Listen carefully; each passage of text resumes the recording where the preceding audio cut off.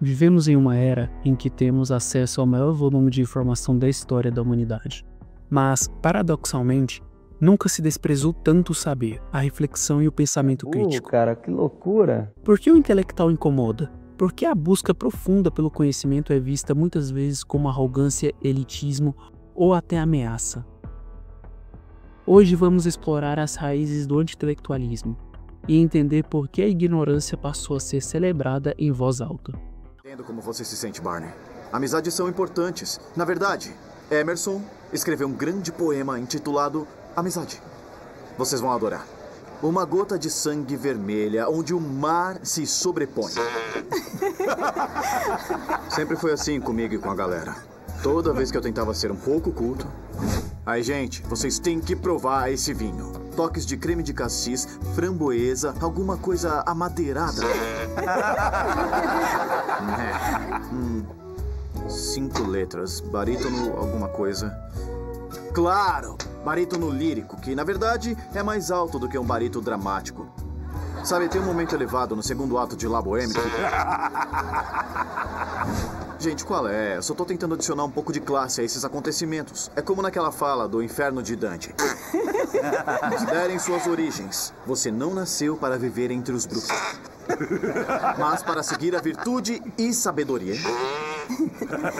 Ou, no italiano original, considerate la vostra semenza.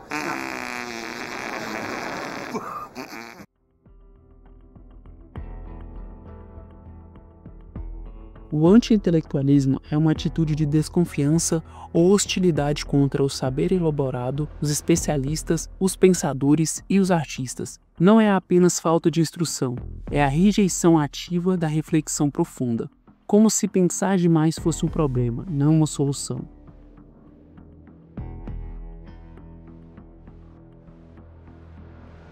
Durante a Revolução Cultural Chinesa, Mao Tse-tung buscava purificar a China de influências burguesas e reforçar o comunismo maoísta. Intelectuais, professores, artistas e cientistas foram vistos como ameaças ideológicas. A estratégia do Partido Comunista foi de desencadear uma campanha de desprezo e perseguição ativa aos intelectuais.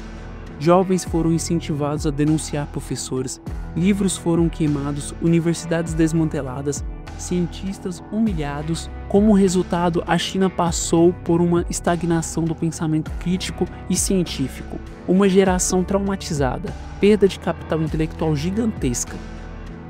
A estagnação chinesa foi tamanha que até o início da década de 1990, a produção científica da China era, em termos numéricos, semelhante à do Brasil. Isso depois de 10 anos do fim da Revolução Cultural.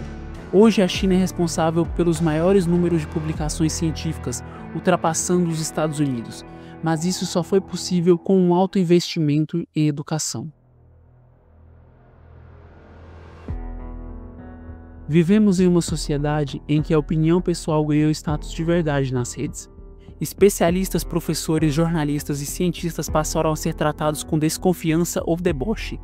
Teorias da conspiração sendo tratadas como equivalentes a pesquisas científicas. Tu tem certeza que a Terra é plana, é isso? Tenho certeza, eu não duvido disso. Que isso? A galera vai ficar ansiosa comigo, eles ficam putos que eu falo isso, mas eu tenho que falar. Assim? Como é que esse negócio que a Terra não é dona, é reto? Como é que é isso? Vou tentar fazer assim, uma síntese mais ou menos, tá? Resume pra mim, me convença. Esse assunto é Quando tão tu olha extenso. pro mar, tu vê reto. Bom, isso aí. Essa é a explicação. Mato? Pro mar. Pro mar. Olha pro mar. Essa daí é uma das explicações e tem todo um detalhamento técnico sobre isso daí. Mas se você olhar reto pro mar e o navio for andando reto, ele vai sumindo, que ele vai descendo. Refração. Refração? O que é isso? Isso é um fenômeno que é descrito na física como desvio da luz. Embora a forma de repressão tenha mudado, de física para simbólica, de estatal para algorítmica, hoje o intelectual não é preso, mas é silenciado, zombado ou ignorado. A nova censura não é uma mordaça, mas o ruído da mediocridade é levado ao topo do algoritmo. Porque se o passado nos mostrou que calar os que pensam tem um preço alto, o presente está nos cobrando a conta. Negacionismo, intolerância, avanço de ideias simplistas e autoritárias, e uma sociedade que desconfia de quem pensa, mas idolatra quem fala bonito e rápido. Como eu fui oposição há muito tempo, eu cansei de viajar o mundo falando mal do Brasil, gente. Era bonito a gente viajar ao mundo e falar, no Brasil tem 30 milhões de crianças de rua, no Brasil tem 30 milhões, a gente nem sabia, tem não sei quantos milhões de abortos, era tudo clandestino, mas a gente ia citando números, sabe? Se o cara perguntasse a fonte, a gente não tinha, mas a gente ia citando números. Eu não esqueço nunca, eu estava debatendo, o Roberto Marinho e o Jaime Lerner em Paris. Aí eu estava lá falando aqui os números, não sei de que entidade que era, também não vou dizer aqui, porque eu já tenho 68 anos, não vou. Mas eu estava dizendo, porque no Brasil tem 25 milhões de crianças de rua. Eu era aplaudido calorosamente pelos franceses. Quando eu terminei de falar, o Jaime Lerner falou assim para mim, ô Lula, não pode ter 25 milhões de crianças de rua, Lula. Porque senão a gente não conseguiria andar nas ruas, Lula. É muita gente. O anti-intelectualismo não é novo.